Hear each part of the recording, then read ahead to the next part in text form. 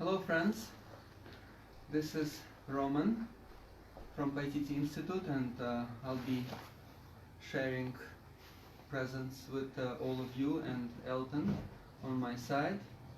And today we have another Life as a Ceremony Facebook Live talk and a podcast.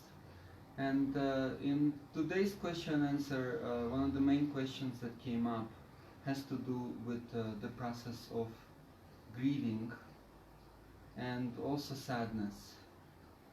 And this may not be as happy topics as some people would want to hear about, and at the same time they can be or they are very essential in life, and those topics are essential on the path of evolution and the path of awakening of the heart.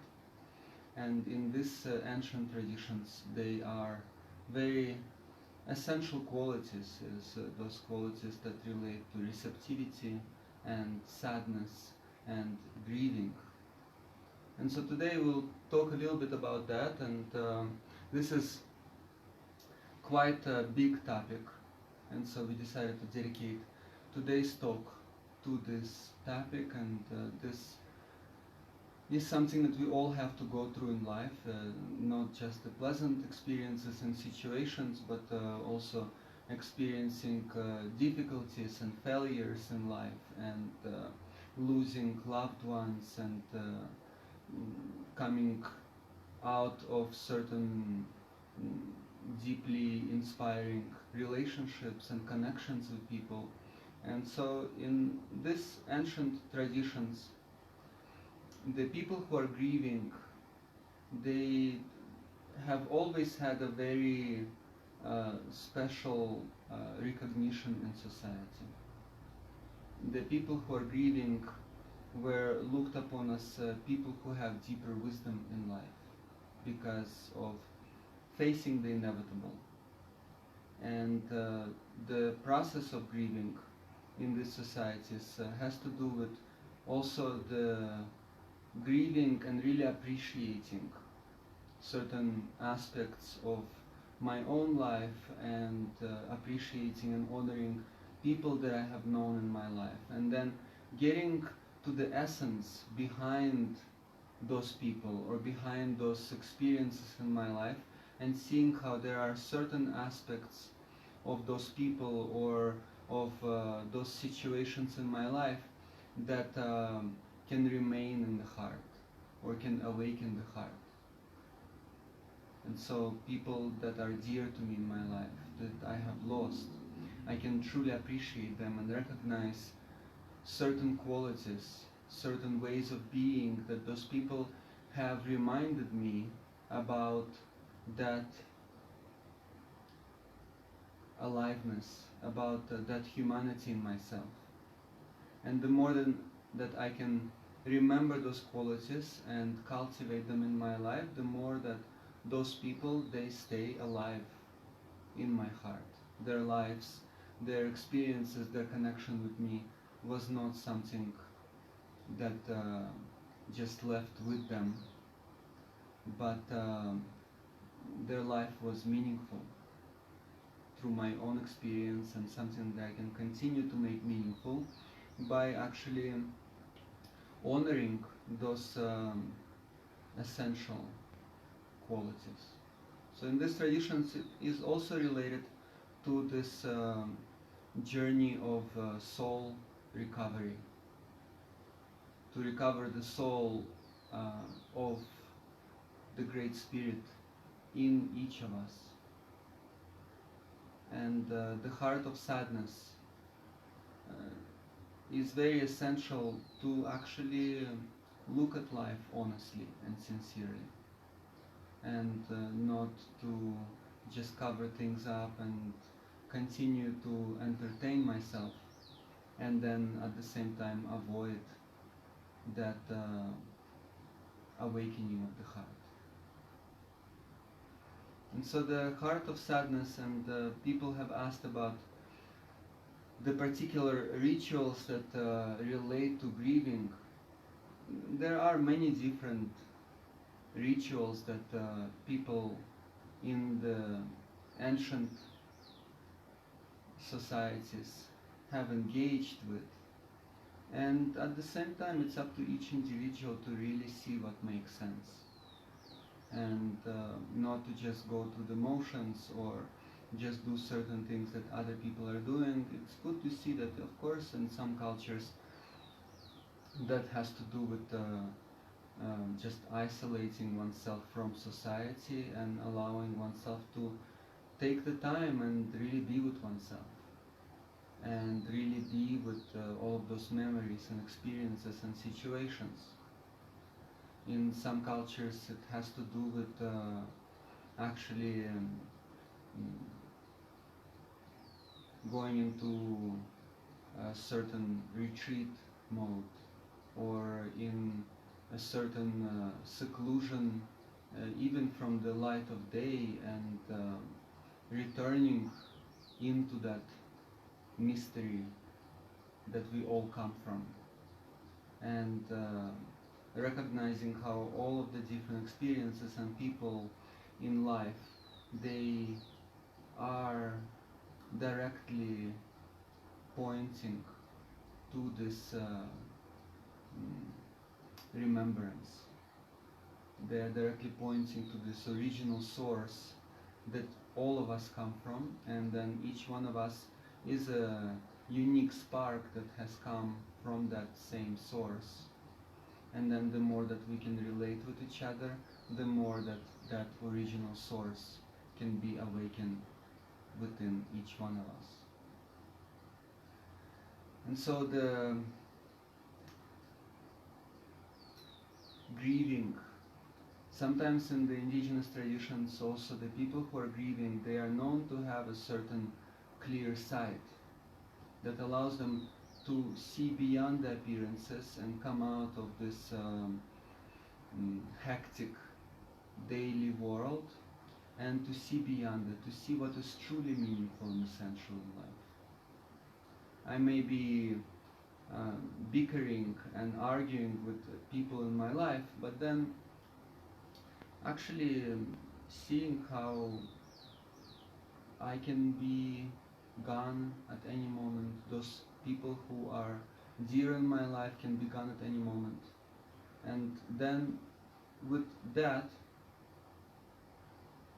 I can get over myself. I can step away from this kind of situation where I just engage in meaningless behavior. And so yeah, that's what it comes down to, essentially. And so how can all of those experiences and circumstances in life can support this deeper meaning, the deeper appreciation of each moment, of each situation, and then how can I continuously see that greater purpose beyond all the experiences, beyond all of the different passing situations, and all of the people that I appreciate in my life, and also people that are difficult for me. How without all of those people, then I wouldn't really remember to become more human in this human body.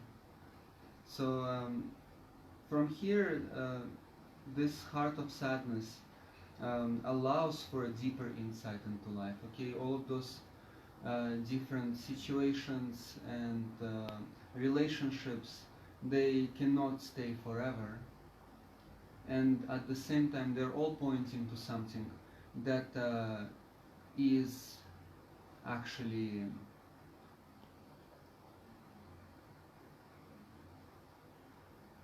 impossible to lose. That essential humanity, those qualities of being, the qualities that we are all born with, those qualities, they go beyond just me or my life and other people, and it's something that we can engage in and practice and cultivate throughout our lives and potentially beyond. And so in these traditions, that's really what it comes down to. And then the process of grieving, it's not just the process of beating myself up over something and regretting situations and experiences, but learning to really appreciate everything, especially when I see that all kinds of different experiences and people are not lasting. And then I can truly appreciate that and learn from. And so then that opens up this greater purpose in life, and allows life to not just be a random coincidence that I just have to struggle with, and instead seeing how everything has meaning. Of course, all of those experiences that I really appreciate, all of those people that I deeply love in my life, and then see how that's actually something that is here not to depend on, but to be inspired by, and to actually open myself to relate with people even more so, because I can see that it's not lasting. And all of the people in my life, instead of just beating myself up and seeing how I have been ignorant and not fully appreciative of, and then I can actually reconcile that. Even if I cannot do that with those people directly, I can reconcile that by learning those lessons in my life, by seeing what all of those experiences have been pointing to. And then instead of beating myself up, I can actually truly honor those experiences and situations by bringing that into all the other experiences and situations and relationships in life. And in that way, people in these ancient cultures that we work with, they have had that special place in society during the process of grieving. And people would actually honor those people and recognize the wisdom in them, because there was this capacity to see beyond just the initial impression, and to really see deeply what is it all about. People sometimes before passing away in the last moments of life can truly appreciate what life was about, to come out of superficial goals and different ideas and running around and doing things for meaningless reasons, and then see how actually it's those situations and experiences, those quality moments of life that I have experienced it with my loved ones, with different people that have encouraged me to really face myself, that that's what life is actually about. And then the more that I can recognize that before passing away, the more that I can actually bring those lessons into life and start to practice life as a ceremony in that way, where I see that I don't want to waste life on meaningless bickering or running around, or dedicate this essential life energy for things that are not in line with the deepest inspiration, with the greater purpose in my life that really awakens who I am, that my heart is calling for. So this is in relation to that. And so then, of course, there can be different ways that make sense for each individual to engage with this process, and the specific rituals relevant to each one of us, and at the same time to really allow for those rituals to hold the space for facing oneself, for really contemplating that embodiment of being, and recognition of how all of those different experiences and situations have encouraged the deep reconciliation within oneself, the lessons that can be taken into one's life. And in that way it can be very meaningful and useful.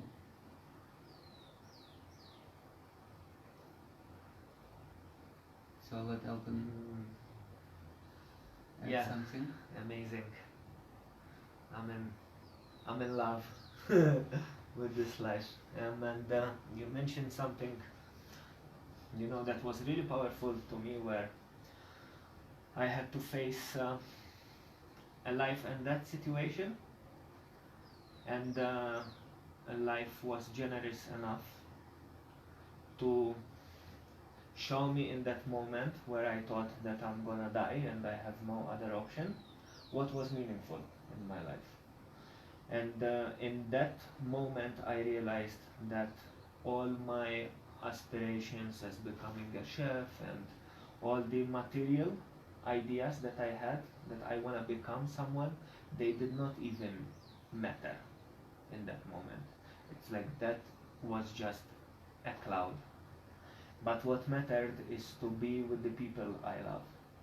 And what saved me, like as a thought, I was actually there to help a friend of mine, and I found this richness and value in being there for others.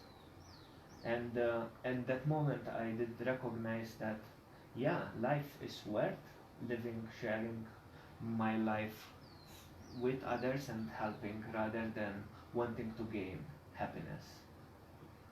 Because in that moment, that happiness for me, it didn't mean anything.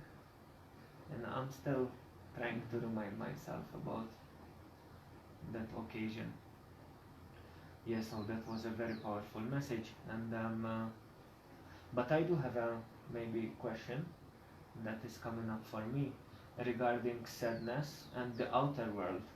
It's like maybe how can I train in the moment, remembering, because sometimes I face situations where the emotions, they're so overwhelming, that there's nothing to remind me of that. Right. So Elton also reminded me about the questions. So if any questions come up for people that are watching us right now relevant to this subject, then please type them in the comment, and then we'll see how to relate to that. So we definitely welcome that. And then in terms of the question that you're asking, first of all, the experience that you shared, this life and death kind of situation, very powerful experience, and it may happen at different times in life, on different levels, all kinds of overwhelming situations and experiences, feeling like my life is falling apart, and everything is just so intense and overwhelming. In a way, that can also be related to this facing death on a more subtle level. And then in those situations, seeing, okay, well, everything is falling apart and my life is not going to last. And then what is that deeper, greater purpose than myself in this life? And what can allow me to face those challenges? And there has to be a greater purpose than just myself to face certain difficulties in life that can seem so overbearing at times. And like I started sharing in these traditions, this grieving, the heart of sadness, that relates to this world of appearances, where I get so attached to certain experiences and I want to avoid other experiences. And I find certain people in my life that bring me deep inspiration and meaning and nurture. And then seeing how none of that is lasting. And at the same time, there's something so deeply true and meaningful that I see in those situations. Then that makes me wish to continue living. Certain people in my life that I love so much, that inspire me so much, that I can get through my challenges. And so then again, this experiences of seeing through the appearances and then seeing how those people, they are reminding me about that essential soul recovery, that remind me how to awaken those qualities in myself. And then seeing through the realm of appearances into the realm of the Great Spirit, which is immutable, it's unchanging, and it has to do with what in these traditions people relate to as essential human qualities. And then in that way, the more that I can relate to people in my life, the more that I can see myself in other people and see other people in myself, the more that I can actually connect to that greater purpose that goes beyond just my little self that is not permanent. And there is a lot of wisdom in that, because yeah, even though everything in this world is impermanent, life itself and the qualities that life is formed through, they are essential, they keep going. And then it has to do with the complementary opposites in the universe, the divine union of the masculine and feminine in relation to those qualities of being, that connection between the consciousness and love. And bringing that connection, and then seeing how instead of avoiding difficulties in life, instead of avoiding this grief, instead of avoiding all kinds of problems in life, how I can engage with all those situations in a way that can keep opening the heart and can keep encouraging those essential qualities that go beyond what is passing. And then in these traditions, that is essential on the evolutionary path for each individual, that life is not a random coincidence, and then I can continue living this life in a way that keeps awakening that greater purpose. Of course, it's difficult in those moments sometimes.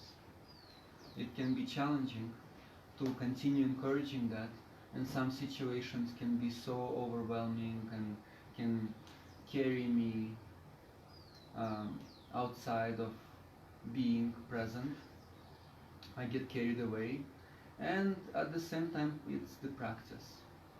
So then I can see how I can avoid situations and I can forget, and then it's also part of that heart of sadness.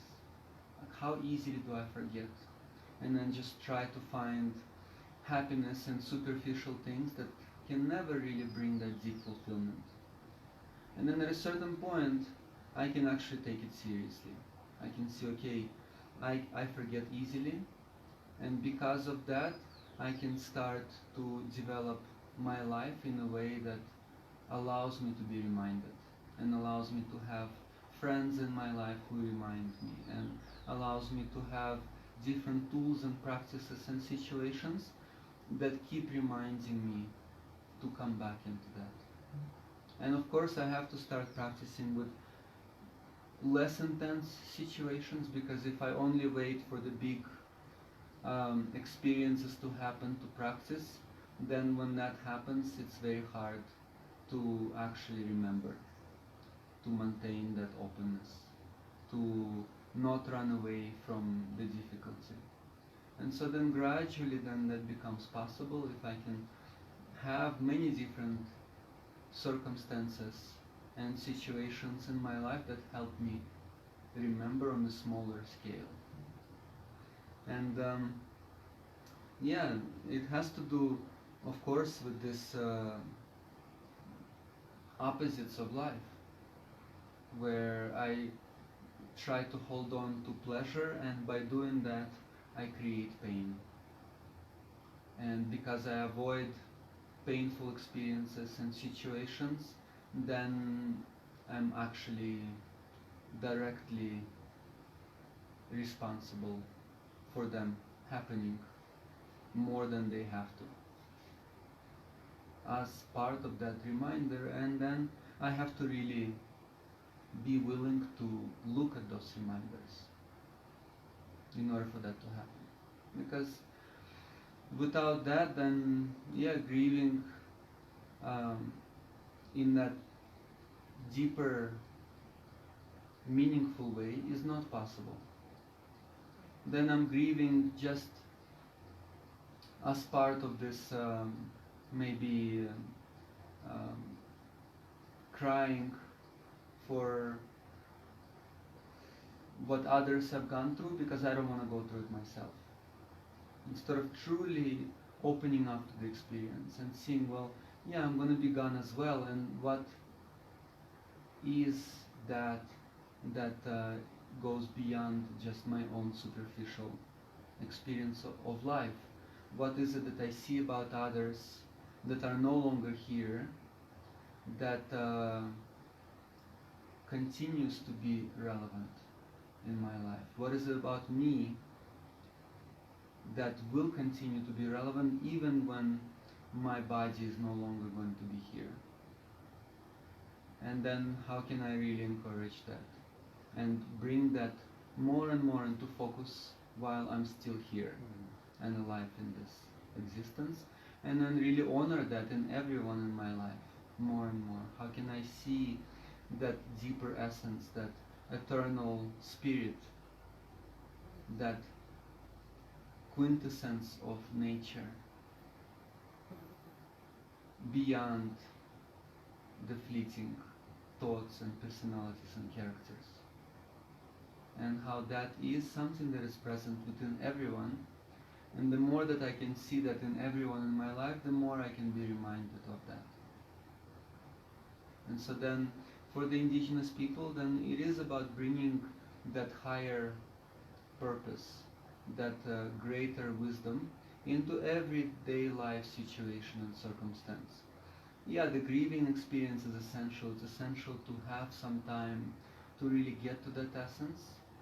But then it's also very essential to bring that essence into everyday life and to learn how to maintain that. And of course that has to do with life as a ceremony. Yeah, thank you, Roman. Yeah, I have more questions, but I think there's more. Sure. A question that is coming up for someone who is watching us right now with a friend. Any good books or reading you would recommend for dealing with the pain of loss and death? So, because I'm engaged with this lineages of living wisdom, then the best book, of course, is the book of your life. And each of our lives has so much that can be reflected upon. And there is so much to be contemplated, so many experiences, situations, circumstances that have great depth to them, often much more than I'm willing to admit to myself. And in these traditions, it's the book of life that is the most essential. Then, of course, once engaging with my own life and starting to reconcile and reflect and seeing all of those experiences and situations that have been meaningful to me or have been really difficult for me to deal with, to engage, to face, then once I really start looking at that and gather the deeper meaning or the deeper purpose and see what is this really about, what has been deeply inspiring to me, who were the people who made me who I am, and how different people in my life have been this deep inspiration to go above and beyond myself. And so then the more that I can start really looking into that and establishing that context for what my life is about, how I wish to continue gearing my life with that heart calling, then yeah, there can be different books that can help with that. And for different people, there can be different traditions that help to relate to it. Some people relate very deeply with the Sufi path of that living wisdom, and other people relate very deeply with the different paths of dedication, devotion that has to do with the Eastern traditions, and some people may relate to it from the point of view of the Amazonian, Andean, Northern Native American traditions that actually work with this connection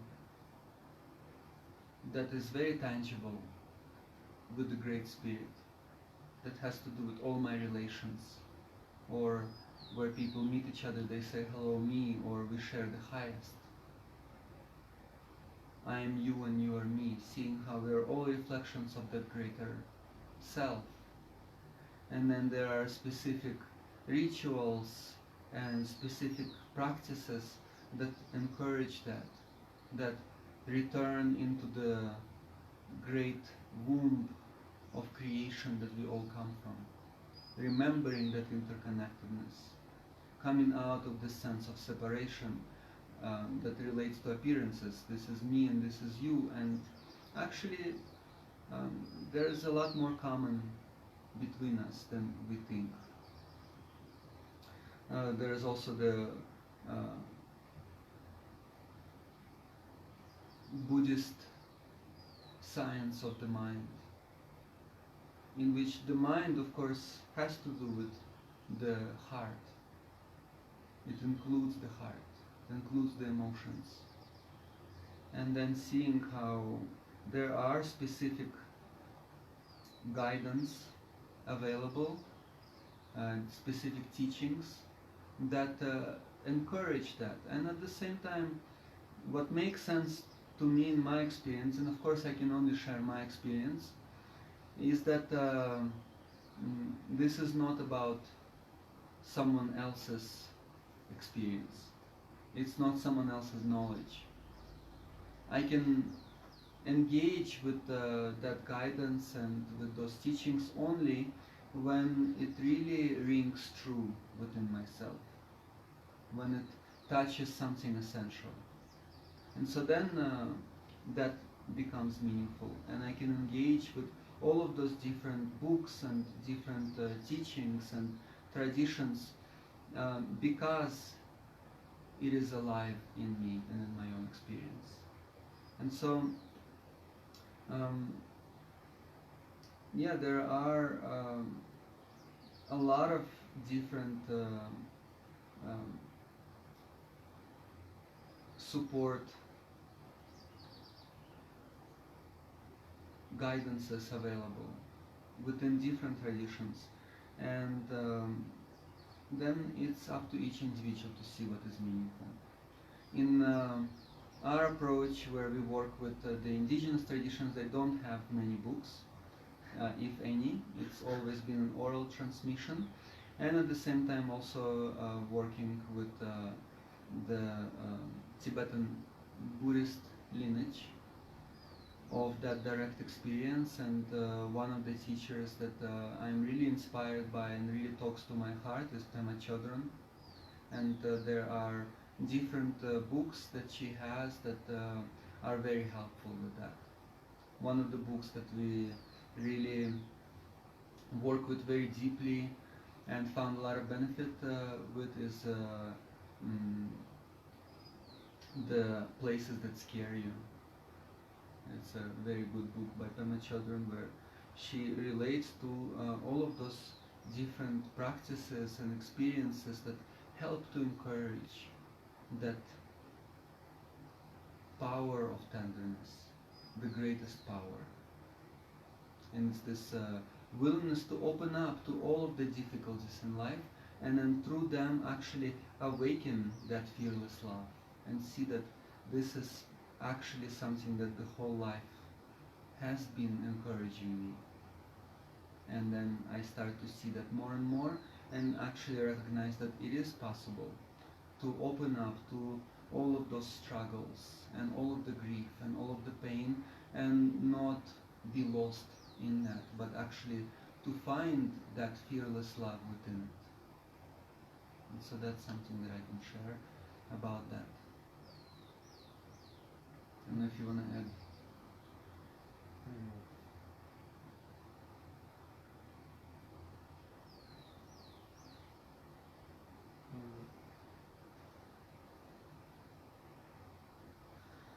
Yeah, maybe actually about the books. Mm-hmm. Something, that you shared, that it's something that's alive, and it's, I can read, or I've been reading some books, but actually if I'm not also willing to open up to all my difficulties, then the book can be a way to escape rather than experiencing life itself. Mm. Yeah, and that's definitely something that I see how all of this oral transmission lineages work, where they don't have any books. And at the same time, there are real people who have faced their own challenges and real difficulties, and then really honoring those people is more essential than reading books. Because I can read many books, but to actually have a human being, a real human being, who I can open up to, I can relate with, who has that direct experience of facing life circumstances and dealing with challenges that I am dealing with, and sometimes even more so, and then not throwing in the towel. Then to have people like that in my life has been more essential and more valuable than any books that I have read. And the books can be useful, but again, in these traditions, it's really essential to actually take the time first and really open up to one's own experience and really see, okay, this is what is bothering me, those are the struggles in my life.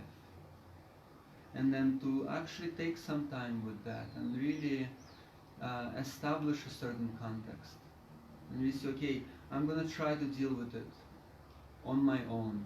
I'm going to try to deal with it and open up to this experience and struggle and have difficulty. And then I know what it takes to actually deal with that, because I have tried. And because of that, I can truly appreciate the guidance that I receive. Otherwise, if I haven't even tried and I just basically stuff my conceptual mind with all kinds of different teachings, it's not going to be so useful. There has to be that basic connection through my own experience where I sincerely have tried to make it work and struggled and maybe also succeeded to a certain degree. So it's very important to learn how to trust in one's own inherent potential, at least on a very basic level, to then engage with external guidance.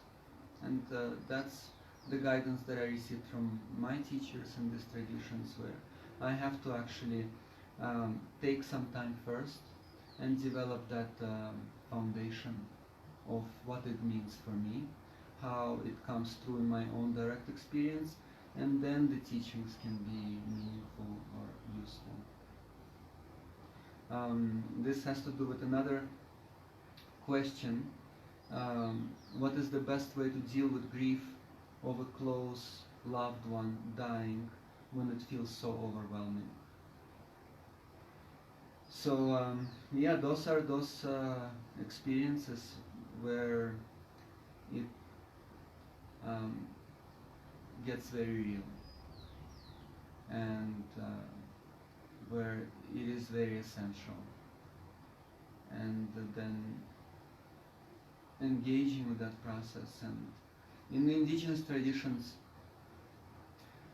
yeah, there have to be those times when one is just dealing with it on one's own, and then also coming together with the community, and not just experiencing that grieving as something that has to do with just me, but connecting with other people who are also grieving.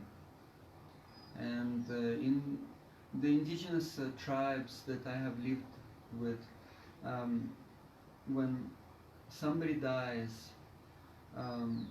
in one individual's life, then they have to grieve and be with themselves through that process for part of the time, but then also connect with other people within that community who are either also grieving that same individual, or who have actually been grieving in the past other people that were dear to them, and who can share that experience, who can come and support that presence. And it's not about making it easier necessarily. It's not about, okay, I'm going to help you get over it and get on with your life, but it's about really not making it wrong, and allowing for that experience to be gone through fully. And so then in these traditions, people who are those examples that I have mentioned about, the teachers, they're not teachers how not to live life. They are actually encouraging that full openness to all life experiences without making it wrong, and without trying to avoid it or get over it. And instead, showing how all of those things that are overwhelming to me, I can actually experience them. I can open up to all of those overwhelming situations and not get intimidated by my own self-imposed limitations, and then encourage that fearless love and awaken that heart that is capable to actually experience everything without being intimidated. And so then, the more that presence is cultivated, and like I said, it's good to start with less intense experiences in life, but sometimes it's not possible, and then those times are wake-up calls. Okay, it's really hard, and I don't know how to do it, and I don't have to make it wrong, and I don't have to feel separate about it and think that, yeah, I'm just incapable of feeling this sorrow or the sadness, and no one can understand me, and I'm the only one who goes through that. Actually, sooner or later within each individual's life, it is bound to happen. And sometimes that's a very strong, just a very um, deeply shaking experience in one's life. Okay, someone has passed away in my life that has been so dear to me, and I don't know how to deal with that, and I don't know how to work with that, and I am so overwhelmed, and I have so much grief and pain and sadness in my life, and then that can actually point me to start leading my life in a more meaningful way. Okay, if I have gone through such a painful experience in my life, other people that are still alive in my life may go through the same, and other people may love me, and then what will happen when I die? And is that what I want for others, to just stay with that overbearing suffering? And so then how can I really turn my life around, and the support that I haven't received in my life, how can I learn to actually provide it for others? And then how can I actually find that greater meaning in these very difficult experiences that can turn my life around, that where I no longer live my life so carelessly or mindlessly and without any meaning, and just try to hide from difficult experiences until it's too late, until I can no longer hide from it. And then see how that's inevitable in life, sooner or later. And definitely it's better for me to remember that sooner, so that I can actually do something about it and not waste my life until it's too late. And that can be an essential motivation to start living life more fully.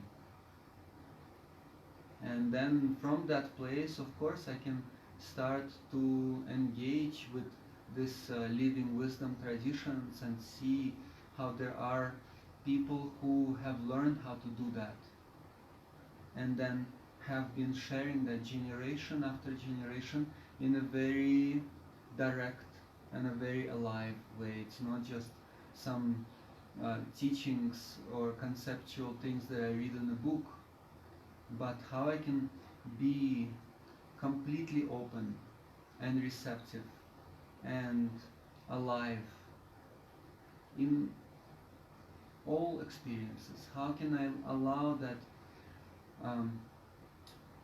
spirit to shine in the face of adversity? And so, yeah, it's essential to actually see how I do get overwhelmed, how I do experience situations that are too much for me, and not make it wrong, because that actually allows me to learn, to open up and to see, okay, this is what is happening, and that can open the door for evolution, for seeing how I can actually move through that and relate to the experience of others, and not just beat myself up and get closed down because of it. So yeah, that's, in my experience, that's the best way to deal with it, is to open myself up to the degree that I can, and then to see where I cannot do it at this point, and also to actually have that greater purpose, to um, step on the path of learning, on the path of awakening, and consider the possibility that it is possible. Maybe I cannot do it now, but this is something that I can dedicate my life to, since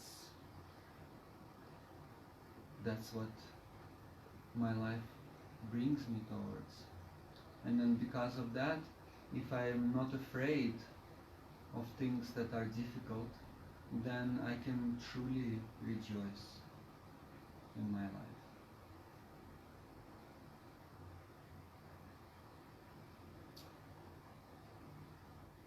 So another friend is asking if I have been, or we have been, a part of indigenous grieving ceremonies, funerals, and how are they different from westernized or Christian traditions. I find that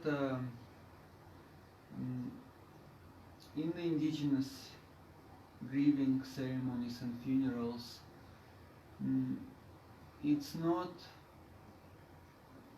so formal often, and it's also not so somber, and people go through a process of course, being sad and reconciling and appreciating, and at the same time also celebrating and rejoicing, and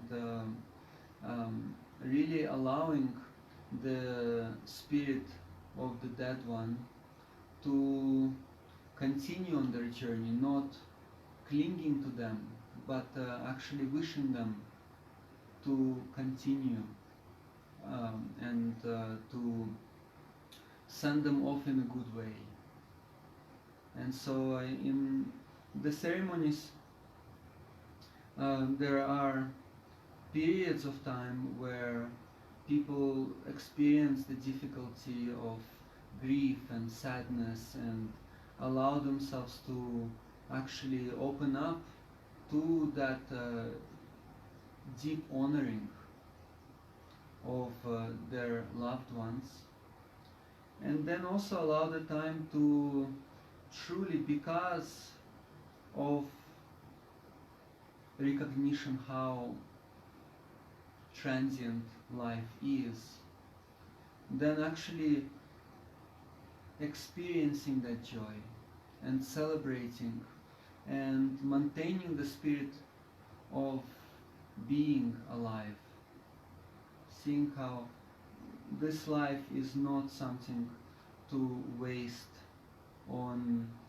just being miserable, and in that way keeping the spirit alive, and bringing that essence out of the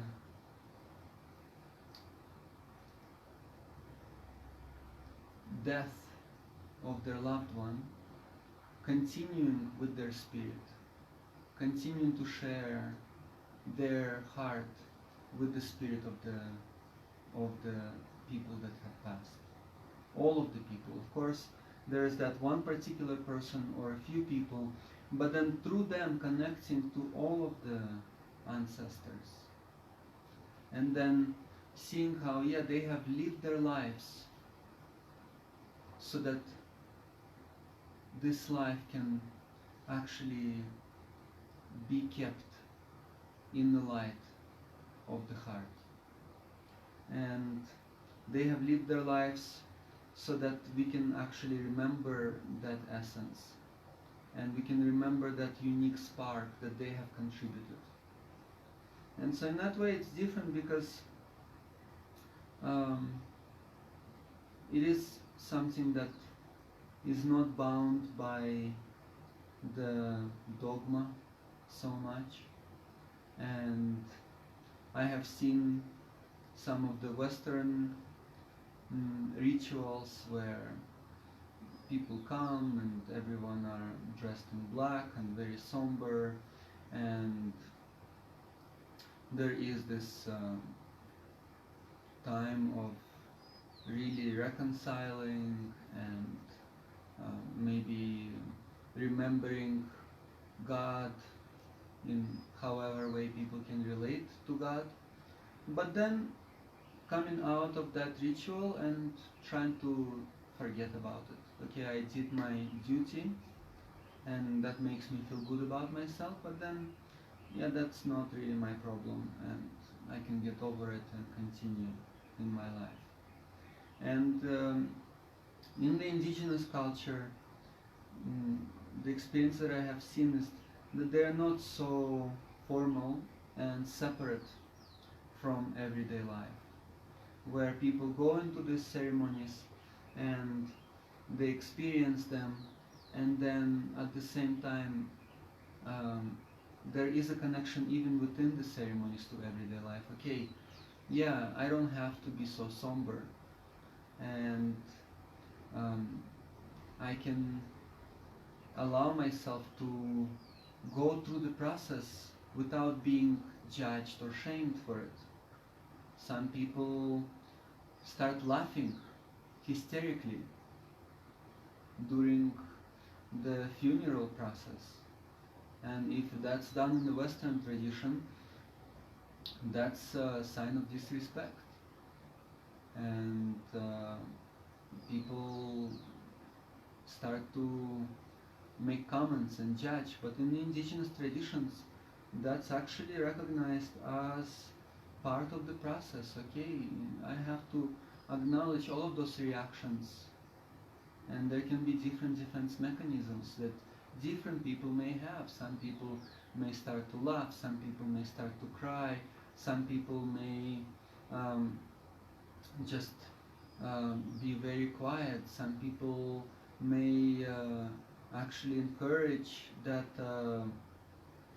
greater openness. And so then to see how all of those experiences, they can be honored as part of that process, and how there is that relatedness that comes through it, and then people can share that space in that way. And in a way, sometimes it looks like order of chaos, and there is order in that chaos, where initially it may seem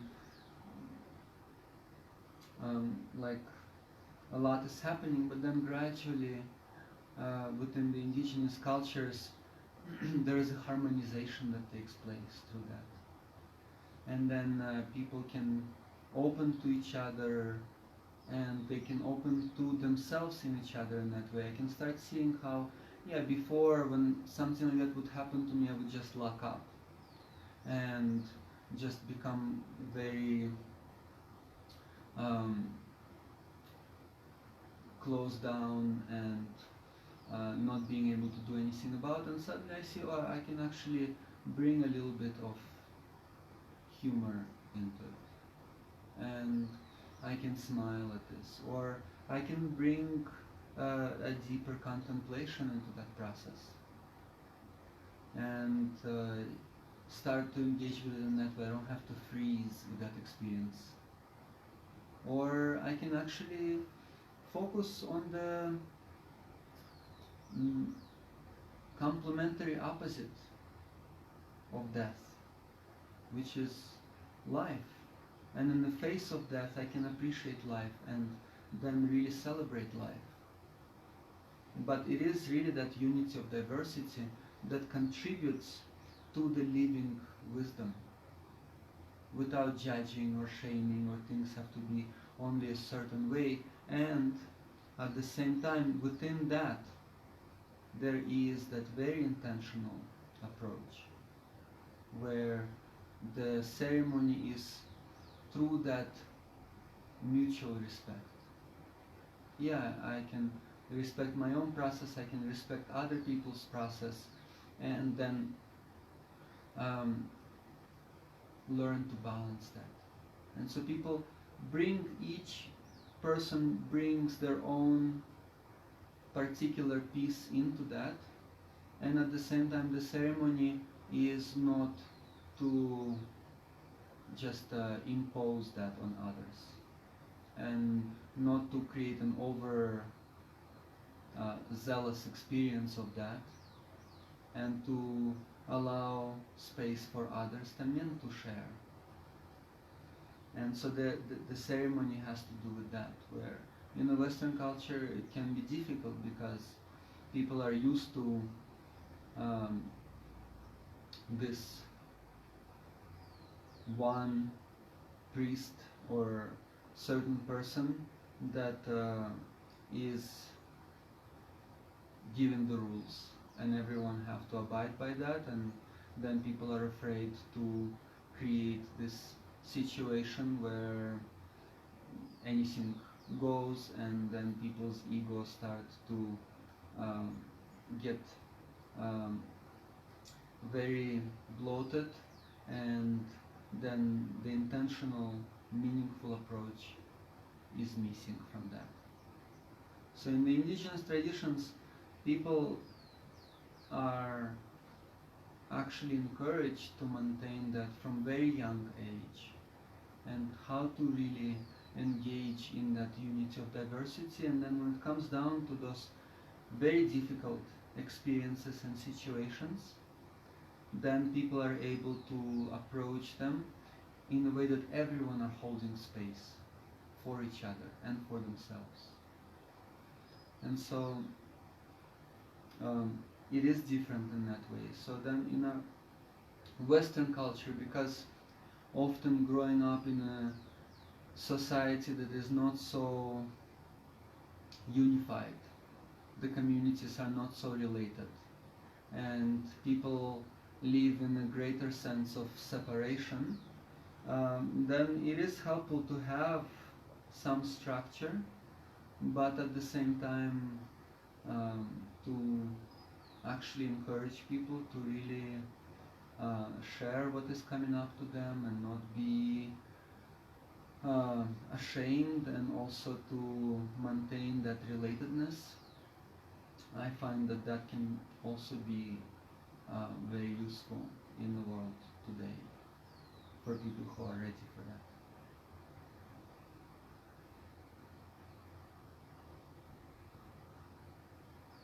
And so I think those are all the questions that we have for now. It's good that questions are coming up. Definitely, I really appreciate when we engage in meaningful subjects together. And yeah, this willingness to actually bring deeper insight into life experience. And for me also, the heart of sadness, this grieving process, has been very essential in my own spiritual path, and the path of evolution, where I could really see all of those ways in my life how I have been so attached to them, and how I live my life in this very childish way. And then also I can grieve that. I can see that I have invested so much energy in my life to find happiness in things that were not lasting, in relationships, in situations and experiences, and just really wanted to depend on those experiences, and really wanted that to come true, and to be able to grasp onto something as a source of happiness, and then failing over and over and over again, and then kept doing it because of not seeing any other way, and just being lost in this realm of appearances. And even though the appearances are reflecting this glimmer of that true eternal essence that I can recognize to be true in myself than mistaking appearances themselves for what they are only reflecting. And instead of actually awakening to that within myself, just trying to do it in an easy spiritual bypass kind of manner, where no, I'm just gonna keep holding on to this reminder of what that is and not really get to the root of what that truly is. And then of course the reminders stop working after a while if I engage with them in that way, or they disappear from my life, and then I have to sporadically, frantically look for something else that reminds me of that. And so then also grieving for this naive part of me that engaged with life in that way.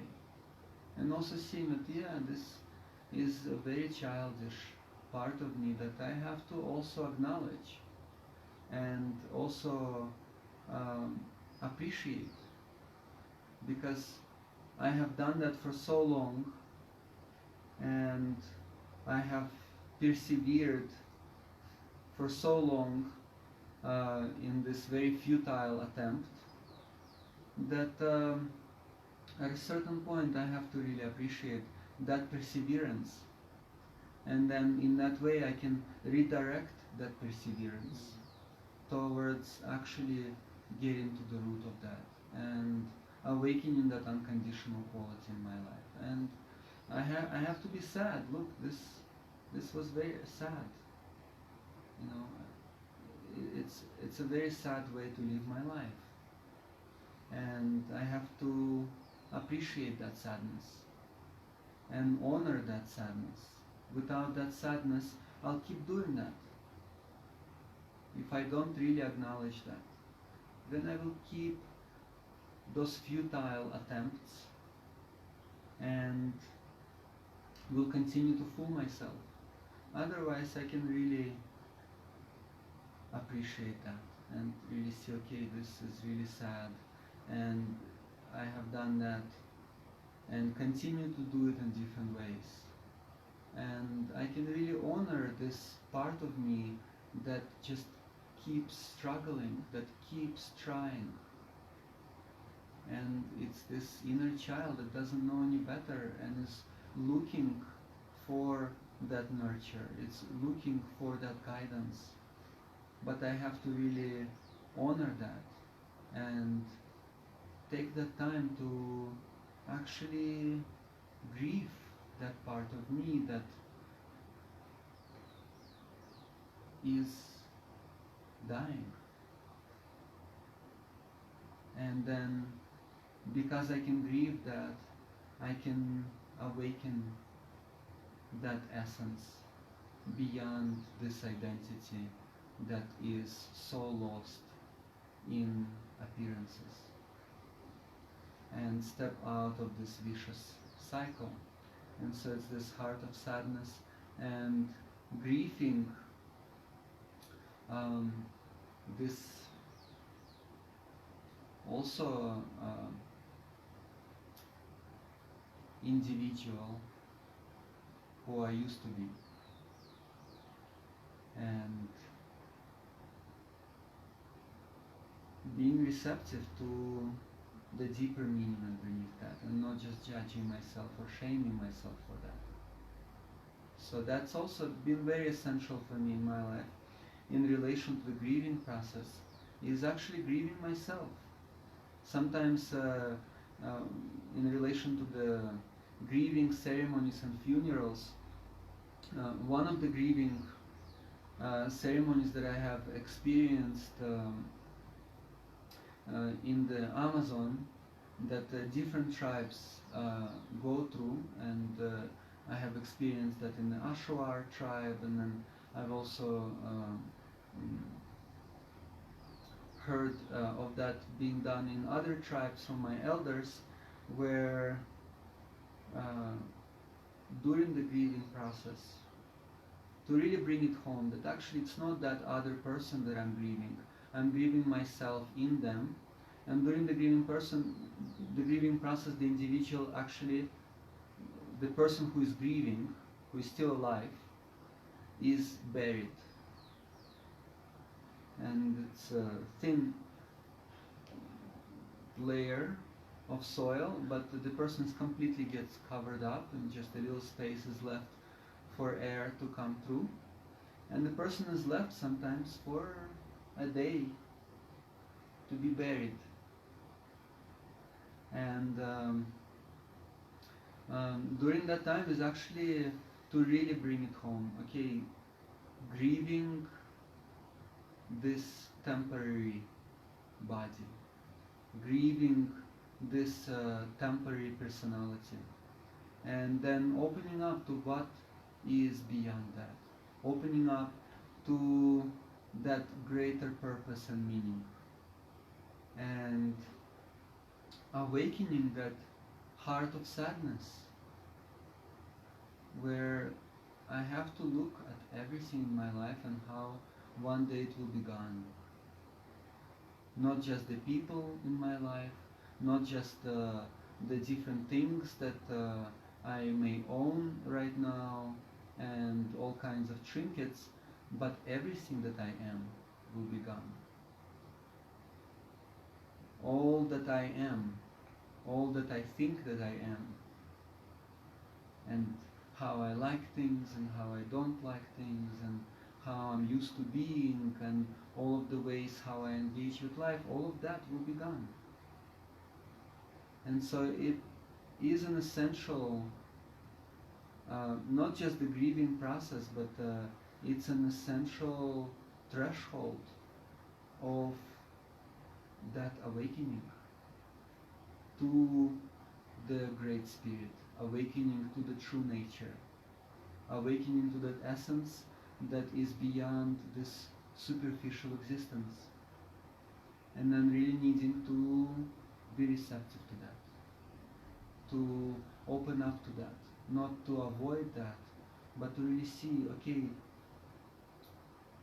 within that, what is truly essential? What is it in my being that is indestructible? And how can I focus on that? How can I really appreciate everything about this superficial existence, this transient experience, in a way that is pointing to that great awakened being that is interconnected, that is reciprocate? What is it that goes beyond just my own separate existence, and what is it that allows me to relate with others? So I cannot answer that question for anyone except myself, and it's for each individual to really ask that question.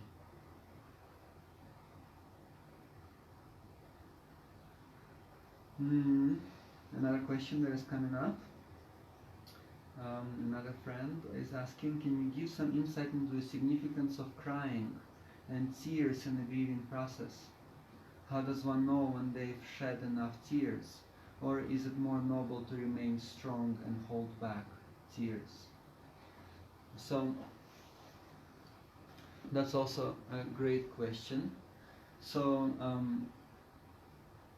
in the traditions that I have been a part of, again, it's that reciprocity, the interconnectedness, and then recognition how this interconnectedness, this greater purpose, essence of life, has to do with that, and how who I am is not separate from others, and how I can actually be a meaningful link in that greater connection. So then yeah, when I'm experiencing something in my life, am I willing to open up to it and actually engage with it from a place of openness and presence and love? Or do I just react to it blindly and impulsively and then just get lost and overwhelmed and carried away and then just be an unconscious link in the vicious cycle? So this process of grieving and the awakening that I'm relating to has to do with that. Awakening from that unconscious perpetuation of misery and suffering.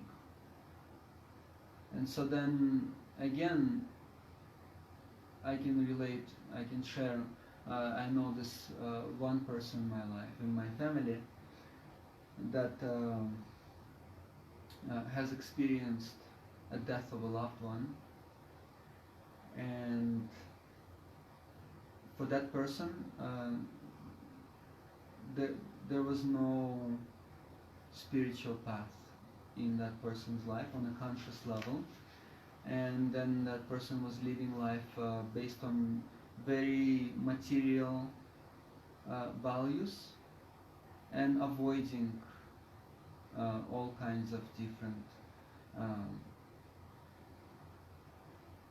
discomforts and struggles and pains, and then their loved one died, and then they went into severe depression and crying endlessly and weeping, and at the same time it wasn't that person that they were weeping for, but they were weeping for themselves.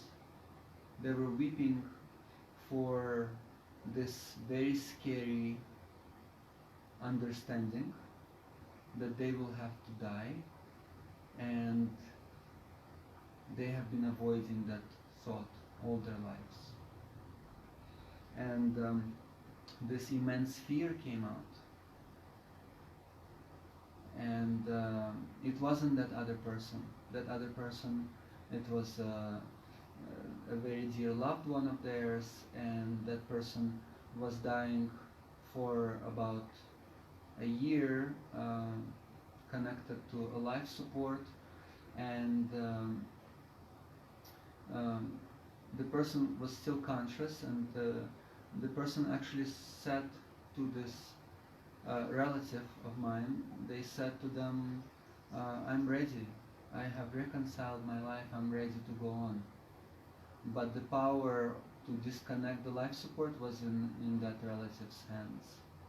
And then for 6 months, that relative did not allow their loved one to pass, even though their loved one was begging them, where they were ready. But this relative of mine did not allow them to do it because of being so terrified of their own death, which is kind of selfish, or it is selfish.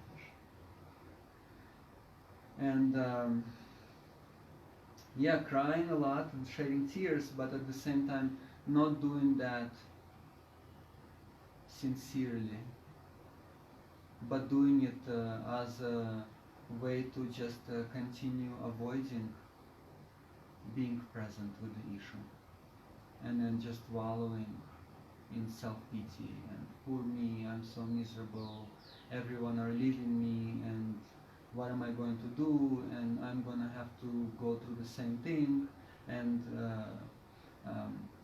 my life has been for nothing. And so in these traditions, again, that encouragement to really be present with that. Yeah, it's essential to feel everything, but not to get lost in it. And yeah, sometimes it's part of that process that one needs to get lost in order to be found, but there has to be that willingness. Okay, yeah, I'm getting lost in it, and at the same time I really wish to see what it's about. I really wish to work with that. And I wish to engage with others and relate and not just close down. Because in that example that I'm bringing about my relative, they just completely closed down and they did not want to even hear about it. And they forbade everyone around them, all of their friends and relatives, to even mention death, and would get really upset when somebody would even just mention the topic. And that's not what the approach of living wisdom traditions is about. Where I have to engage with it and deal with it and experience overwhelm and difficulty and sometimes cry for a long time, and at the same time open to the experience of others and relate with it and be willing to see deeper meaning in that, instead of just continue be dominated by the emotions. And so it's neither one, right? It's not about completely reacting, and it's not about completely blocking it off, but it's this creative approach. Yeah, this emotions, this grief, the tears, the sadness, it's energy,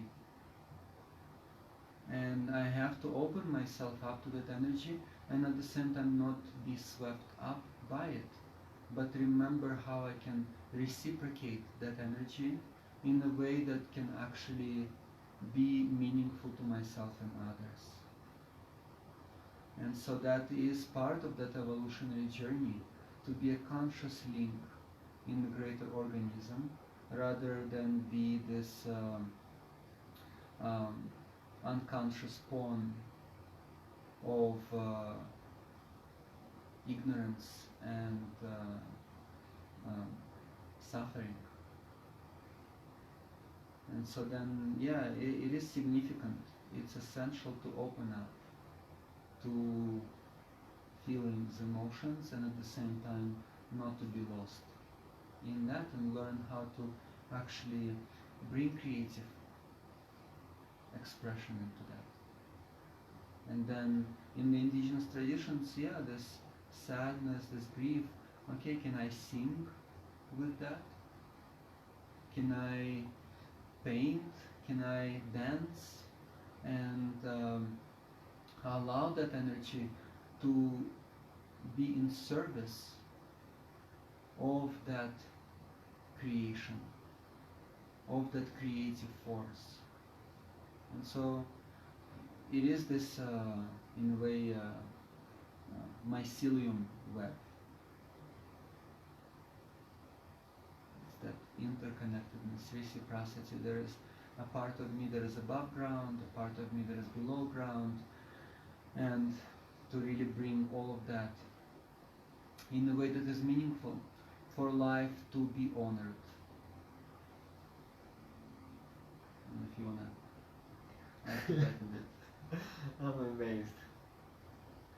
amazed by that, because this is speaking to my process, and me just staying here and relating to my process in this conversation through the questions. Like, this is what's coming, like through everyone,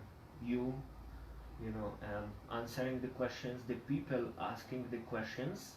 What my experience right now is that it's like the universe came to tell me what to do in my process, and to allow myself to keep listening, and not because maybe things are maybe fun or easy to forget to listen. It's like, how can I still continue to be in service in every moment and cultivate awareness? Something like that. Definitely. Yeah, and that's also something that I find really meaningful in these traditions, is that it's essential to actually allow oneself to struggle. And it's this experience of when I am struggling and maybe engaging in hard physical labor and digging and digging and digging, and then I can truly rest. right? It's like this rest that is earned through a lot of hard work. And it also relates to, of course, this process of grieving and really seeing, okay, if I can and allow myself to open up to all of the difficulties and struggles of life and engage in life in a more meaningful way, then I can be at peace. I know that I have not wasted my life. And when I can actually allow myself to open up to the struggle and share it within a community of people that are also open and intentional, then I can really see that there is that also very meaningful balance where if I can allow myself to go through everything and I can be open to others do that as well, then there is this also fulfillment and ease that comes through that. Right? I cannot really know what true peace is if I don't open myself to conflict. I cannot know what real rest is if I don't struggle. And so then in these traditions it has to do with that. It's this complementary opposites of life. And so then when I allow myself to fully engage in life, I can allow myself to be fully free. And they work together. And that's the essential wisdom where, again, in our modern world today, people are afraid to fully engage, to fully open up to the experiences of life. And then people are never able to relax. And so then it's that vicious cycle. Okay, I cannot fully experience sadness, and because of that, I'm constantly depressed. And in my own life, I had to go through that at a certain point, also in relation to this question, where I was feeling a lot of sadness and a lot of depression early on in my path, and the guidance that I received from my teachers is that I should open myself to it unreservedly, which I was terrified of. And then I started opening up and practicing until at a certain point I allowed myself to fully open up and not try to get rid of it and really see what it's about. And then it was a very natural transformation, and it took me quite a few months of being with that continuously, because a lot has been accumulated in my life at that point. But then at a certain point I was willing to continue stay with that experience of sadness, and the only thing that was coming up for me was a big smile. But I had to really open up myself at that point. So I think that was good for today. Our team is letting me know that we don't want to stress people's attention span too much. But again, I really appreciate everyone's presence and involvement and engagement, and I am very inspired to continuously honor our community and be in support in however way I can, and allow everyone else to also be in support. And this is that shared awakening, and that's what is deeply inspiring and fulfilling in my life, and that's what keeps me going, is to see everyone's motivation and involvement, and how we can become more and more related and connected and appreciate life and rejoice in life because of the struggles of life, because of not avoiding anything, then truly finding that fulfillment and purpose and a way to support and inspire each other. Much gratitude for everyone. Thank you so much. Thank you, Roman. Thank you, Alton. Thank you. Very inspired by you as well. You wanna share something? Inspiration? Inspiration? Yeah. After actually a lot of struggling, I still struggle, but I struggle in an easier way. It's like the practice of struggling within a community of people that are able to receive me and also receive the guidance of how to do it. And I can see the same mechanics happening inside me, but I'm actually happy to be alive and wanting to learn how to continue to open up and instead actually admit to myself that there is a lot to learn and this is just the beginning. Beautiful. Yeah, so stay tuned and we love you all. Keep asking questions.